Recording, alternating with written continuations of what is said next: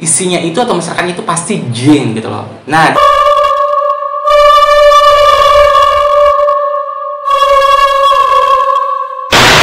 halo sahabatku semuanya, kembali lagi bertemu dengan saya Reka di channel si penjual kelapa parut.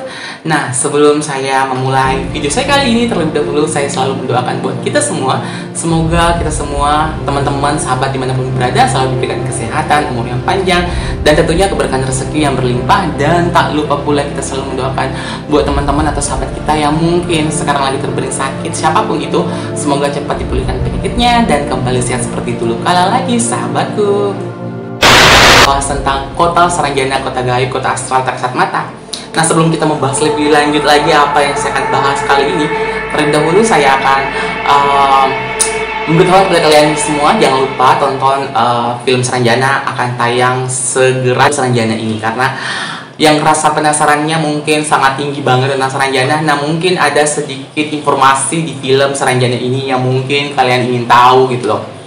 Nah, di dalam adegan atau cuplikan di film Saranjana ini ada adegan yang menampilkan ada perahu. Di dalam perahu ini mengangkut ada beberapa orang. Nah, di antara beberapa orang tersebut ini ada satu jenazah.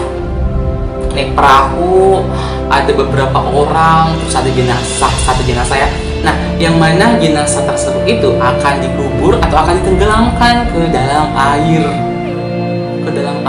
Kan biasanya kan kalau pemakaman atau jenazah biasanya itu dimakam atau ditanam di dalam tanah. Nah, kali ini di Desa Nagara sendiri, Kabupaten Hulu Selatan, Kalimantan Selatan, memang penduduknya itu berlokasi di lokasi yang rawa-rawa atau air gitu loh ya.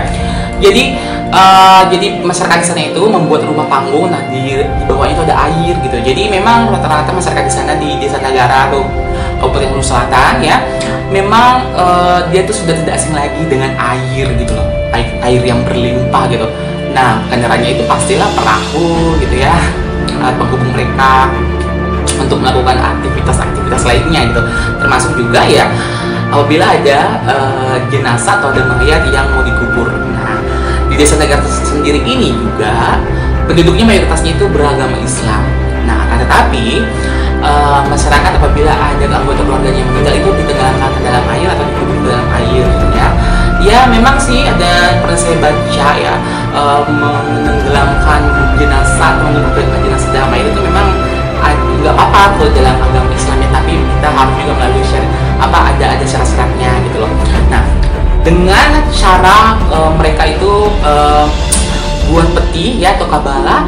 Nah, di dalam peti itu tersepalah jenazah. Nah, kemudian jenazah ini ditenggelamkanlah ke dalam air secara perlahan.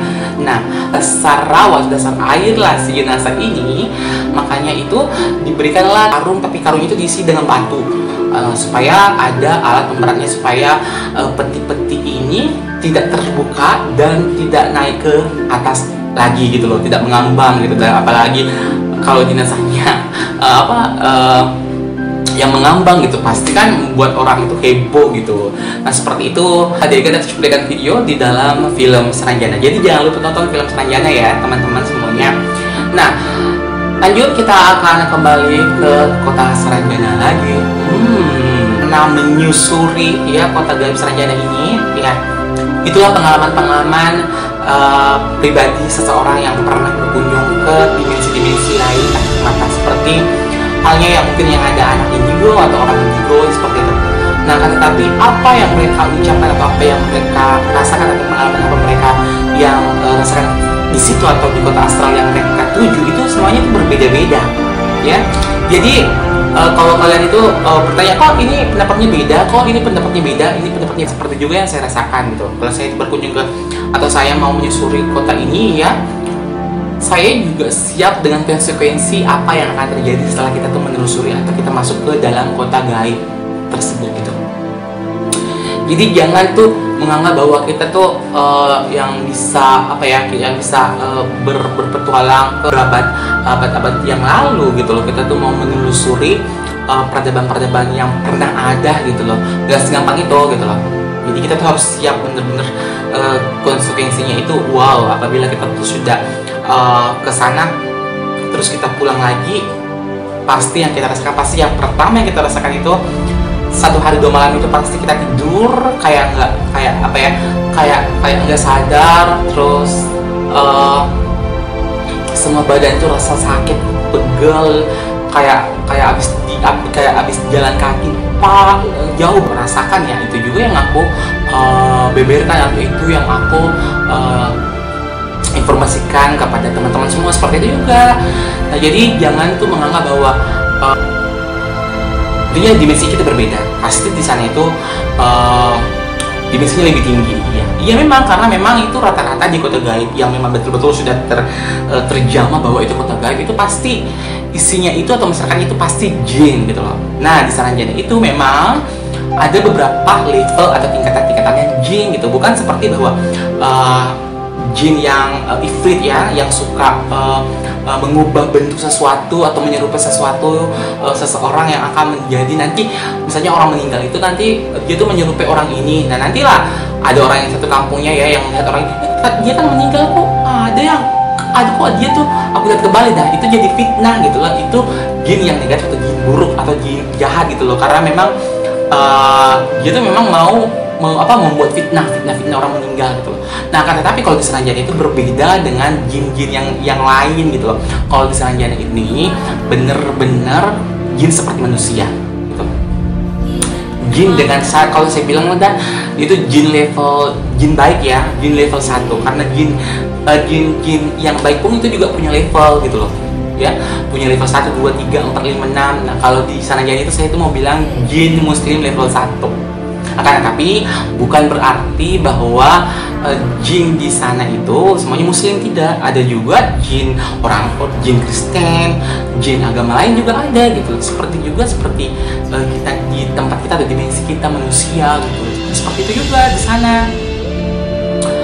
Cuman memang mayoritasnya di sana itu muslim semua gitu. Juga mempunyai itu rumah-rumah ibadah seperti masjid atau musola ya. Ada juga gereja, ada juga wihara. Seperti juga kita selayaknya lagi dimensi kita manusia seperti juga di sana. Cuman kalau di sana itu tempatnya beda gitu loh ya. Macam kita kan muslim ya. Ada kan tetangga kita muslim, satu daerah, satu kampung kita muslim semua, terus ada yang bercampur baur dengan kita tuh orang, misalnya orang Kristen. Kalau di dunia kita, kalau di sana beda. Itu misalnya muslim tok semua di satu daerah. Dan nanti di sana di satu kampung lagi itu ada misalnya jin yang beragama lain. Itu memang ada tempat sendiri, jin beragama lain tempat sendiri seperti itu. Kalau itu yang berbeda banget dengan dimensi kita gitu loh ya. Akan tetapi mereka tuh juga saling akur gitu loh, saling toleransi juga sangat tinggi ya. Nah, kembali lagi saya bilang bahwa jin baik yang positif itu level 1, yang berarti sedikit menghampiri menyerupai watak manusia gitu loh ya. Jadi walaupun mereka mau, tapi jarang-jarang ya, tapi saya nggak pernah dapat bahwa jin yang Saranjana itu yang level 1 saya bilang itu mau mengganggu manusia atau seperti kita atau apalagi kalau masyarakat di sana yang dekat dari sana tuh, aku tuh bilang jarang banget sih kalau dia tuh berbuat jahat ke dimensi manusia atau kepada kita gitu loh, sebagai seorang manusia gitu loh. Karena saya lihat itu mereka tuh semuanya baik banget gitu loh, sungguh baik gitu. Dia tuh juga tanyakan ke kita bahwa misalnya kalau ini aku pengalaman sendiri, ada anak kecil di sana itu dia tuh minta tolong sama aku ya, dia tuh mau Kak bukain dong permennya. Nah, setelah dibukain permennya, dia tuh suruh saya tuh untuk mencoba dulu Kak gimana rasanya gitu. Dia tuh tegur aku jangan nggak boleh.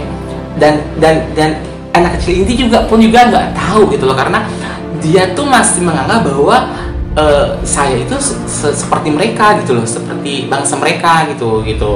Jadi ya itulah, ada sedikit wataknya kita tuh dengan manusia itu, dengan jin Saranjana yang level 1 baik itu agak sama dengan kita gitu.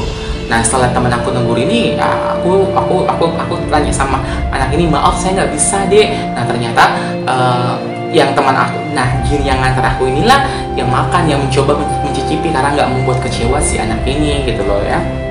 Seperti itu.